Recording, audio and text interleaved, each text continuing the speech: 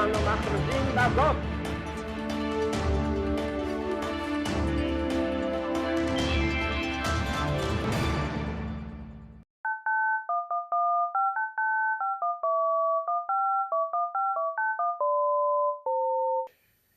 Hi, this is Barry Shaw, and this is The View from Israel. Those of you that follow us would have enjoyed and told me they're interested in the first video that we made about the upcoming Swedish elections, which take place in September.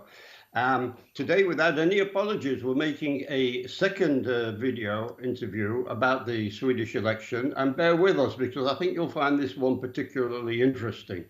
I'm going to start off this way.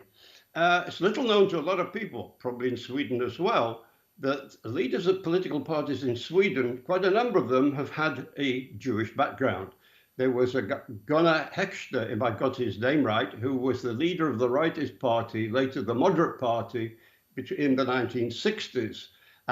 There was Per Almar, who was the leader of the Liberal People's Party and Deputy Prime Minister of Sweden. There was Ulf Adelsohn, who was the leader of the Moderate Party, married to Leah Adelsohn Liljeroth, and who was the Minister of Culture. And today I'll be interviewing another Jewish political leader, Ilan Sadeh. Ilan is the leader of the Citizens Coalition till 2016. Let me give you a little bit of background to Ilan before I bring him on.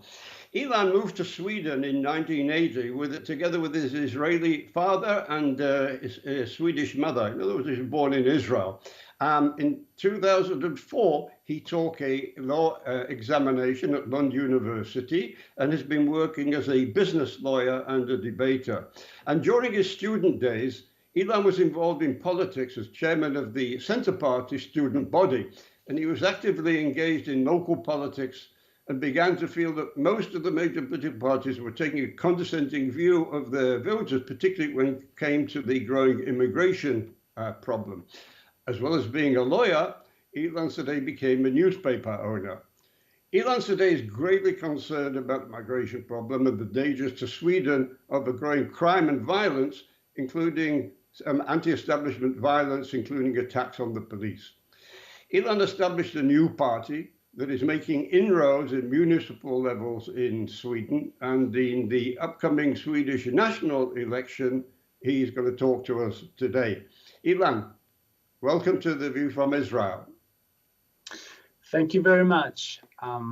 I would just like to say that, well, I have a Jewish background, but my mother is not Jewish, according to orthodoxy, you know. But I'm more of a, let's say, I have an Israeli background, and I speak both languages more or less as a mother tongue. Okay, tell us about your new party. What's its name, and what are your platforms and values? What can you offer the Swedish voter that the established parties have failed to deliver? Yes, well, the new party, the Citizens Coalition, or Medborgerlig Samling, as it says here on the logo next to me, we were founded in 2014, just after the election then. And it was a reaction on, well, they made 6 out of 8 parties in the parliament made a deal called the December Agreement, or the December deal back then, that was very, very problematic from a democratic point of view, from let's say liberal conservative point of view, that it was just outrageous what happened back in 2014. Our core political agenda for this election is actually the big waste of public money, of tax money, and we are maybe the only party really that forwards the idea that the state should contract a little and focus on the core issues and let the citizens live their lives more freely. And then we can also lower the taxes a little. Sweden is a high tax society, as you know. And the The second core policy that we are promoting is to promote competence and not identity politics. It doesn't matter which color or which sex or gender, whatever you are from. It's what you have inside your head that should determine whether you should have a place in university or a job or whatever. And the third is democracy. We really want other persons to enter politics than those who have had a background all their lives in youth organizations of the parties that haven't done anything else in their lives than politics.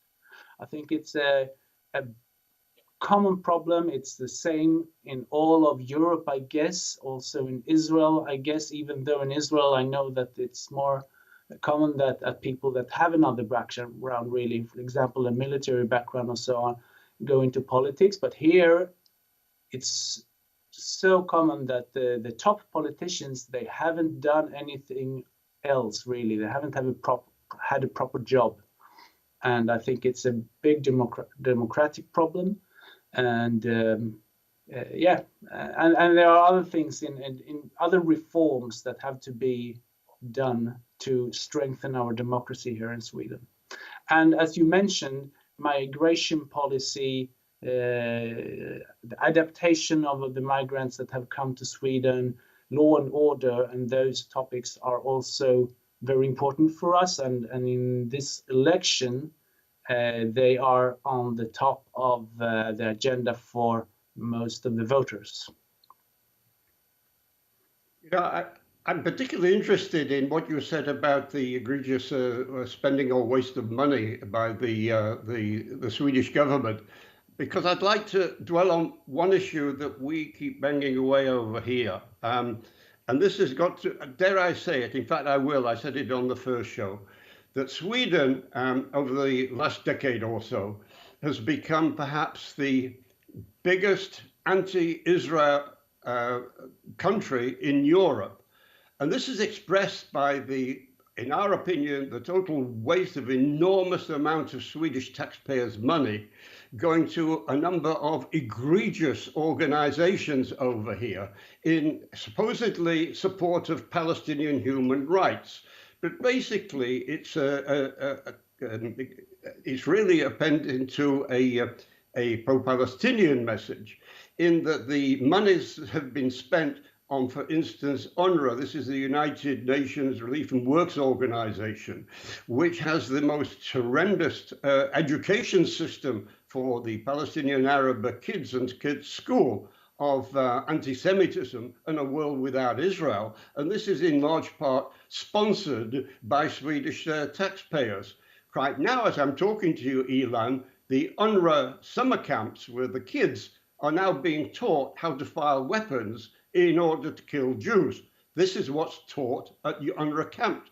And yet the Swedish government unrepentantly pumped money, despite the fact, and I know this because I know David Bedina and his Center of Near East Studies research and investigate very deeply how Swedish taxpayers' money is being spent, or let's say wasted over there, and has been over to Sweden, and the Swedish government refused to listen to him. Now, what I found ridiculous about this is that you have an immigration problem because of the past Swedish governments allowing in an unbridled flow of immigration, mainly from the Middle East, in what they sold to the Swedish voters as multiculturalism. It's going to be wonderful. Now, the issue I make is that, I think you will agree with me, most of the migrants from the Middle East are not Palestinian. They come from ruined governments like from Libya, Syria, Iraq, other places like that, undemocratic countries, even Turkey. And yet they don't speak at all about the human rights abuses in countries like Syria or Libya or Turkey or Iraq, any of these countries. They only seem to concentrate on Palestinian so-called human rights. How do you address that waste of money? To start, our policy on foreign aid is to really cut it down to a minimum. Sweden spends a lot on foreign aid.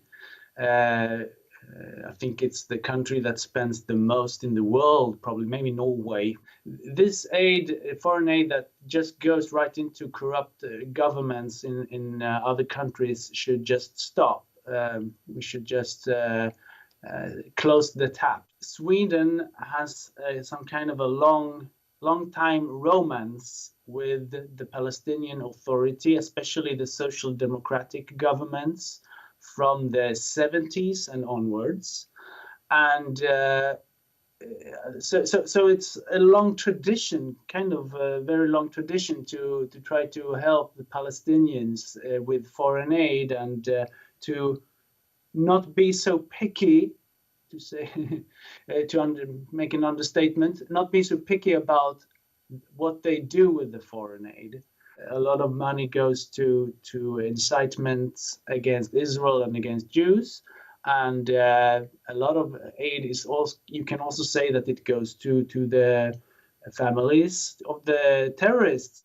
So I'd say we have to cut it down. I think foreign aid can be harmful in many ways if it just continues to help corrupt regimes continue and so that they don't have to reform, they don't have to do anything but waiting for the money, and that includes the Palestinian authorities. Our party want to just stop paying for this with Swedish tax money immediately. Yes, I'm happy you answer the question in that way, because yes, you're quite right. Swedish taxpayers should know that a lot of their money given to UNRWA and also directly as sort of welfare payments for the Palestinians go towards what we call over here their pay-to-slay policy. In other words, the more Jews you kill, the more money you or your family get. I think it would be better advised and more cost valuable if the Swedish government going forward, maybe even under your help, would actually condition money from Sweden to the Palestinian Authority or any Palestinian organization based on them becoming pragmatic peacemakers. So we, the Israelis, know we have a pragmatic peacemaker and a chance for peace going forward. But let me move on to the other issue with regard to the immigration problem, mainly from the Middle East. And I want to give you a compliment, quite frankly, because you are a living proof of a second generation, by the way, somebody from the Middle East. You are a Middle East migrant yourself, but you're the example to others, is that you didn't simply lie in squalor or poverty or uneducation dependent on the welfare system of Sweden. You actually took your life in your own hand. You got yourself an education. You went to college. You became a lawyer. You became a businessman. And now you're contributing, up till now, have been into the local level on the municipalities. And you have become a fully absorbed Swedish citizen and leading by example. How come that most of the people, a lot of the people coming from the Middle East, have not followed your example and have become a burden, let's say, or a strain on both the economy of Sweden and also perhaps on the law enforcement with rising crimes and things like this? Wow, that's a big question, a big issue, not only for Sweden, but for all of Europe, but especially for Sweden, because we have had a policy of migration from the Middle East and especially from the Arab countries, that has been so like open border. We have, for example, I'm calling now from Malmö. Many Israelis have heard about Malmö because of the problems here. I think in the younger generation now, let's say everyone up to 18, let's say children in the definition of law. I think in that generation, Swedes are more or less in a minority. If we look like ethnical Swedes, there are people with that have migrated to Malmö, or that are second generation immigrants, are more or less in a majority now. But I think there is a lot to be done, because as you said, you can do it. You can adopt the values here.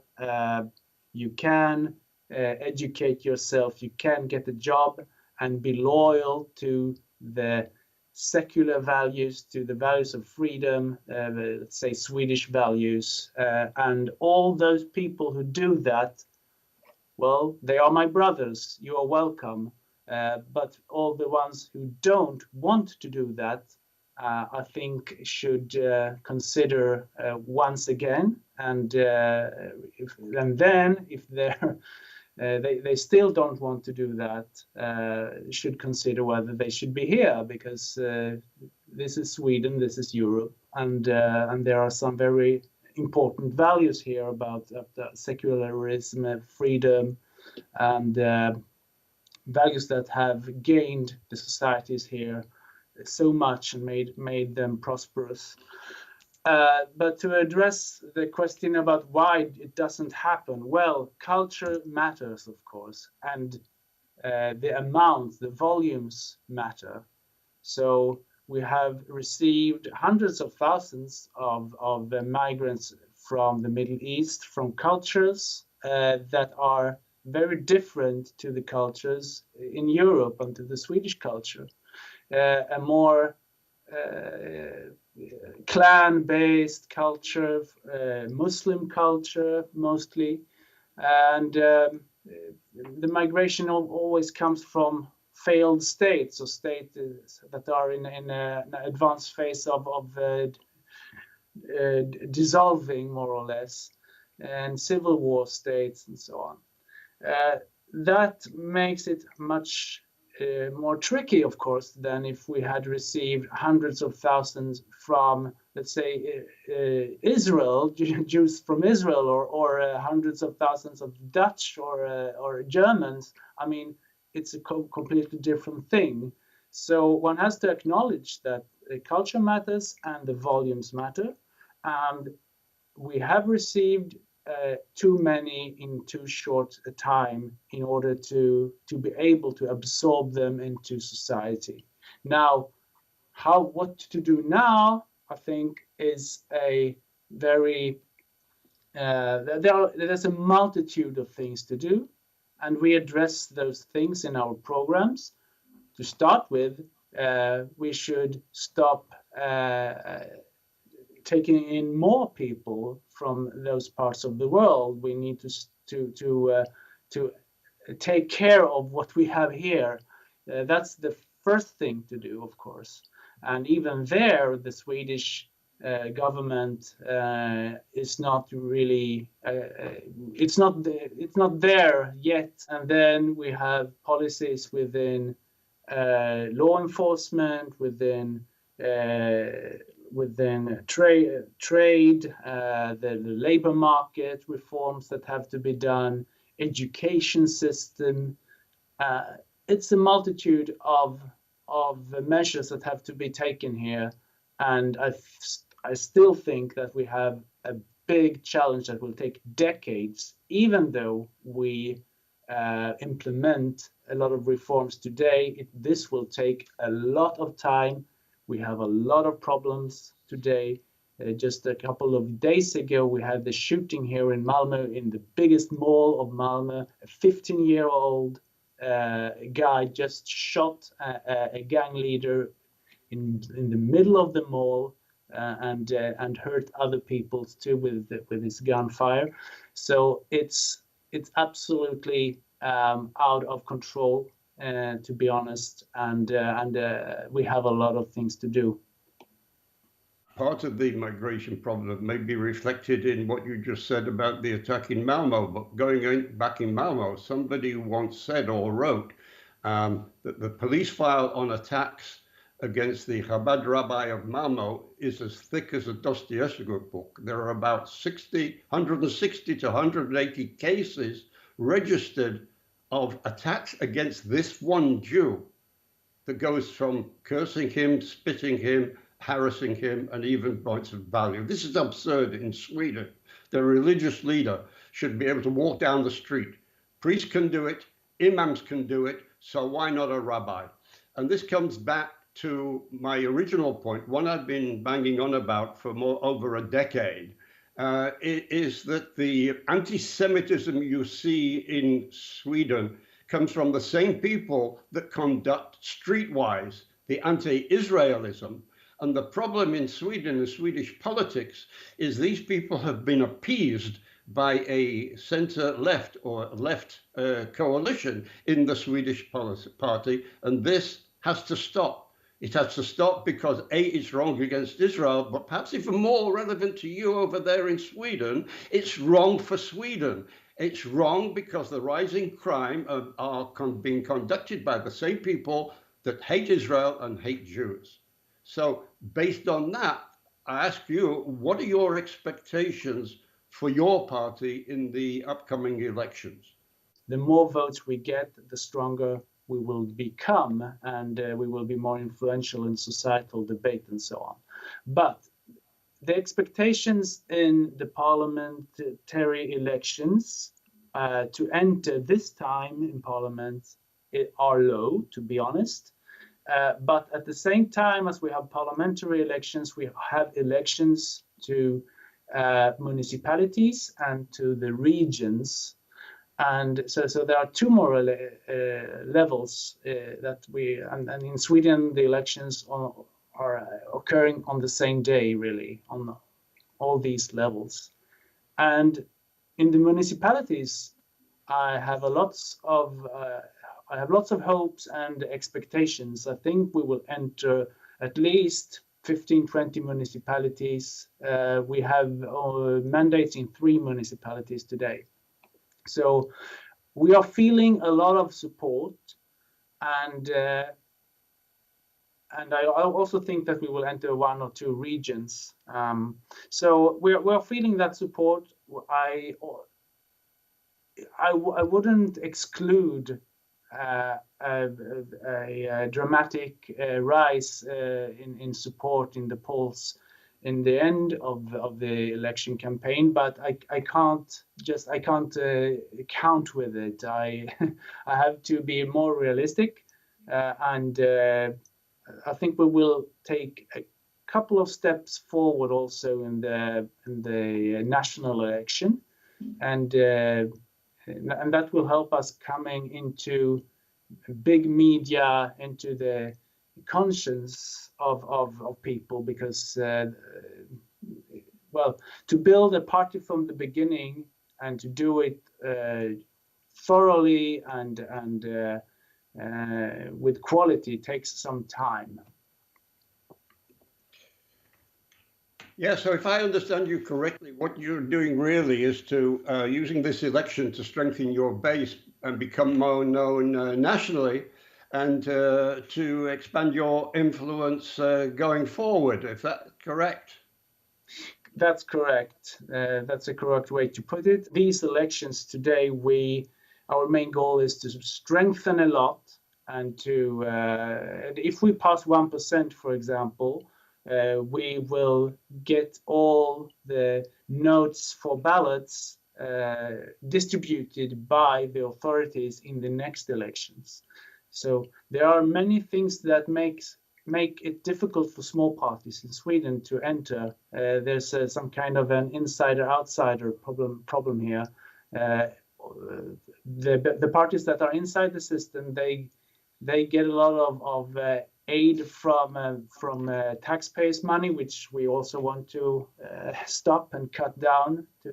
And they get also their notes for the ballots distributed It may sound strange for people in other countries that have better systems when it comes to elections than Sweden, that in Sweden the parties themselves, especially those who aren't in parliament, have to distribute the notes for themselves. There's no authority that takes care of that. But if we get more than 1%, we will receive some help from the authorities with our notes for the ballots, and it will be more of a, let's say, fair play with the established parties. Okay, Ilan, once again, give us the name of your party, and also where can people contact you if they want to, for instance, receive your manifesto or in fact even volunteer to help your campaign? Yes, the name of the party in Swedish is Medborgerlig Samling, which we have translated into Citizens Coalition in English. And you can reach us at our homepage, www.med.se, med.se. And there are contact forms there, and you can find my email address there, also the address for all of the board, and etc. etc. So we have quite an easy website to remember. Med. Think about medicine or something. med.se.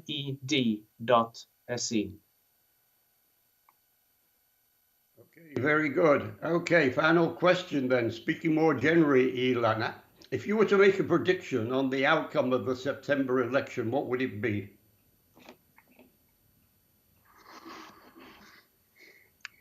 Well, it's very, very difficult to predict, because when it comes to government, who will form a government after the election, it's a very tight race at the moment. I think that there will be, with a small margin, a coalition that is strong enough to change government into a more liberal conservative government. But I also have a prediction that this government will it will be difficult, and it may fall, because there are some tensions built into that government between a couple of parties that will be very, very hard to appease, and we will see a stormy parliamentary situation also after the elections. You know why I'm smiling, Ilan, because I'm listening to you and I'm reflecting what we're going to face in November. Yeah, you are experts on that. Yes, you are experts on stormy parliamentary situations. Is it the fourth or the fifth election, extra election now in a row, or what is it? I'm predicting on our election, which takes place after yours in the beginning of November, that I don't think there's going to be any resolution, because over here you have to have a coalition strength of over 61 seats and 120 seat Knesset. And right now, no party, not even the Bibi party on the right or the Yair Lapid party on the left, can club together a coalition of more than 60 seats, unless it's a radical change. I think, quite frankly, Israel could be heading for another election, probably in February or March, because of unsuccessfully be able to create a government this time. Has such an event like that happened in Sweden? Is it a possibility, based on what you just said, of not being able to cobble a working coalition together? No, the Swedish constitution is more or less designed not to provoke new elections all the time. And even though there's no automatic new election, if for example, the government falls, or if the budget of the government doesn't come through or isn't adopted by the parliament, what happens is that the government resigns and there will be a new round in parliament, and the speaker of the parliament can actually, he has or she has 3 tries to form new governments before a new election is mandatory. So it's more or less designed not to provoke new elections, and the Israeli system seems to be the opposite. It's not good for the Israeli democracy that this farce is just continuing, and I really hope that it will be for 4 years after the coming elections now. But what you just described there seems to me that if you've got major increasing problems based on whether it's immigration, whether it's the economy, whether it's, for instance, law and order, and if you have a sort of a coalition in which neither bloc can agree with the other in solving these problems, but you decide, okay, that aside, we'll form a government, but you're forming a government where the crucial decisions that Sweden needs to make are put on a back burner, basically, because that could break up the government. You're actually doing Sisyphus, pushing that rock up the mountain with actually getting there. What happens is the rock gets bigger and it rolls back down again, if you understand my sort of philosophical view of a political situation. Isn't that what you're heading for in Sweden? I think that if a major crisis occurs, if we have already problems with, for example, the price on energy, especially on electricity, if that accelerates, or if the war in Ukraine continues and makes the crisis bigger in all of Europe, I think after all, there you have to take some kind of a national responsibility then, and maybe parties that usually will never sit in government together or never support each other will have to do that in an hour of crisis.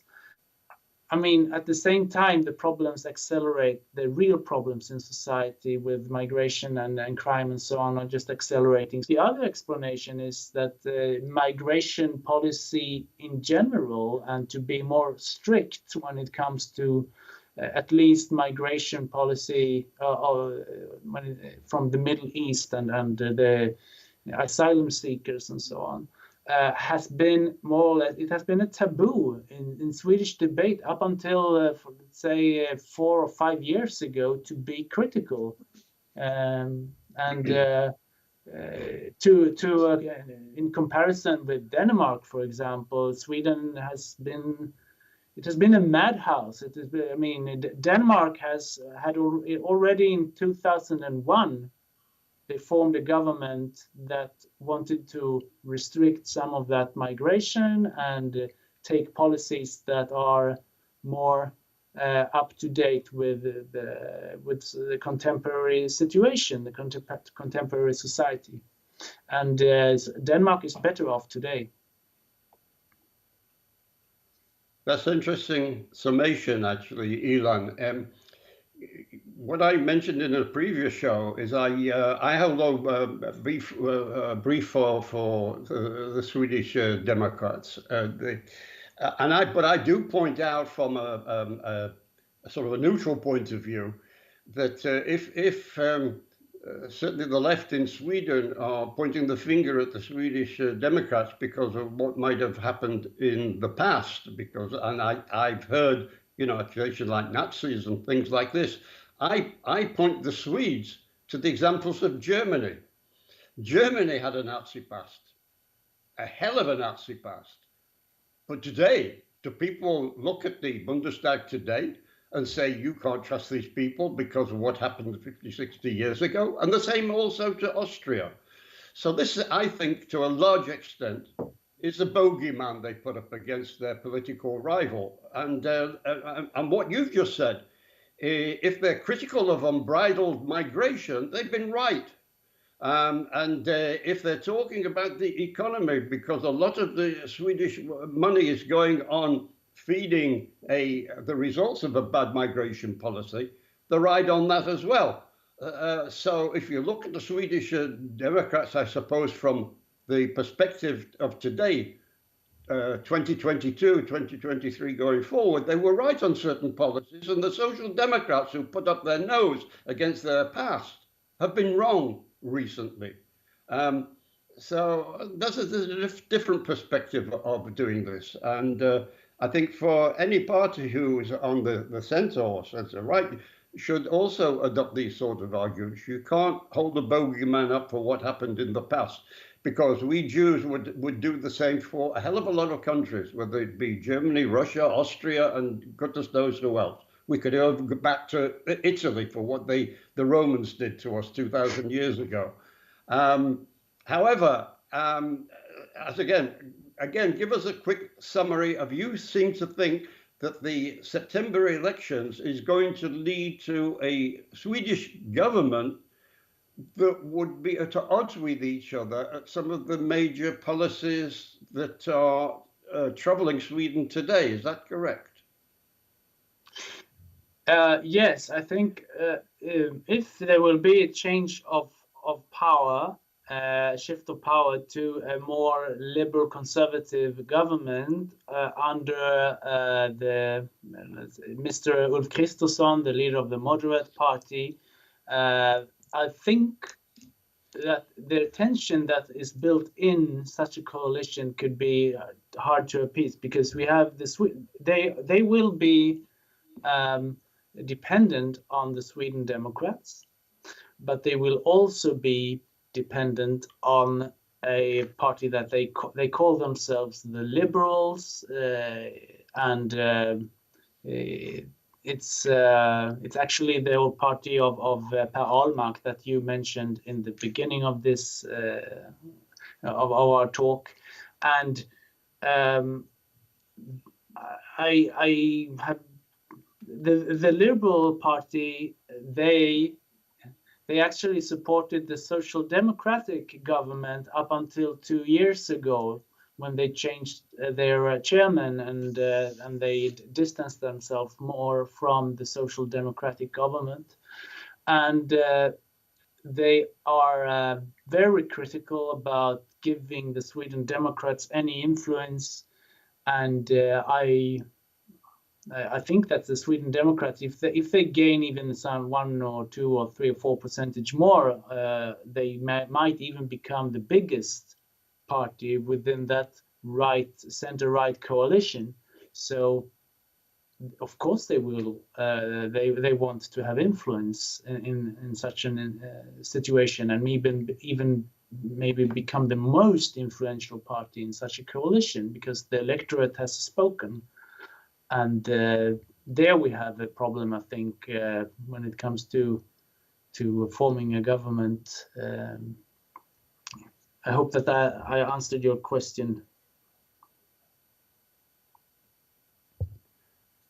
And I suppose my last question on this would be this one: that based on what you said, it seems to me that the leader of this next government may still be Magdalena Andersson, the current prime minister, who made a statement, I believe, not long ago, where she said that Sweden has now become a divided society, or parallel two separate societies, Swedes on one side and migrants on the other, which in my opinion is a statement of defeat from any national leader.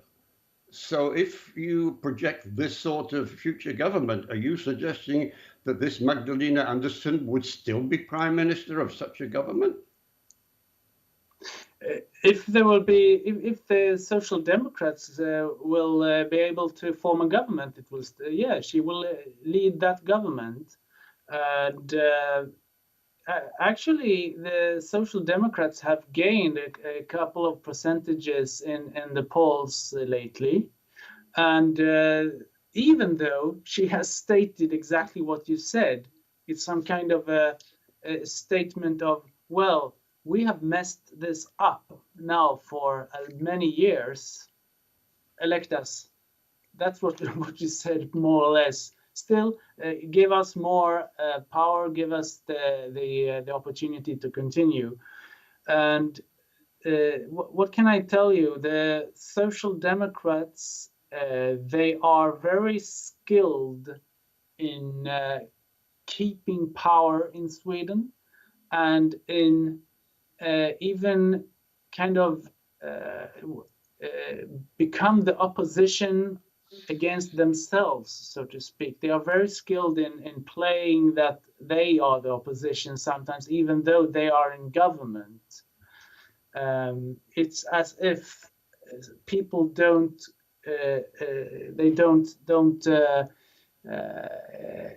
draw the lines between the dots here, that okay, they are in government, they have been in government for 8 years, and now Mrs. Anderson is saying that we are a divided society, we are a society with huge problems that have to be solved, and they don't, but she's still not accountable in the eyes of many voters, and that's a strange thing. I think it has to do with the fact that the Social Democrats, they are so established and have historically been such a big part of Swedish society that many Swedes, they don't look on them as a normal party. It's like it's as if they were more or less a part of the royal family or something, and if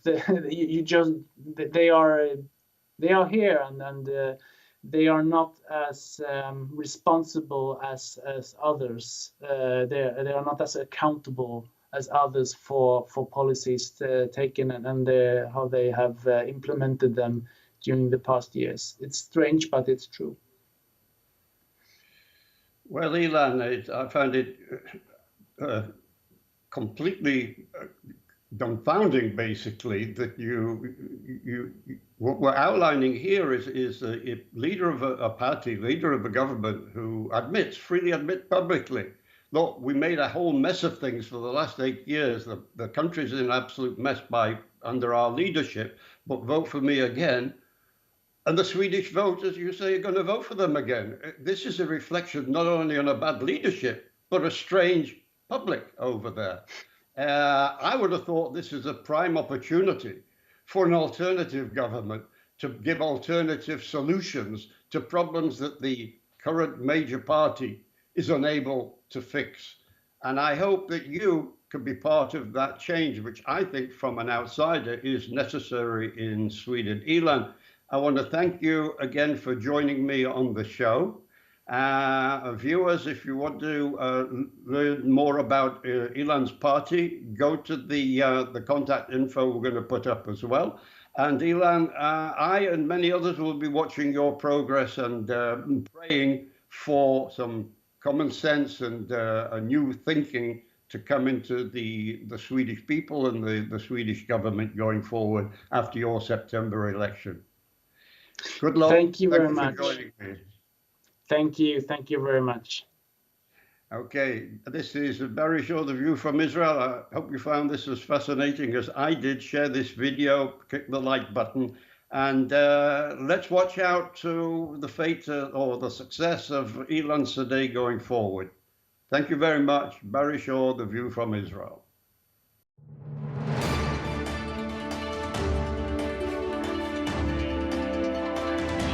אנו מכריזים בזאת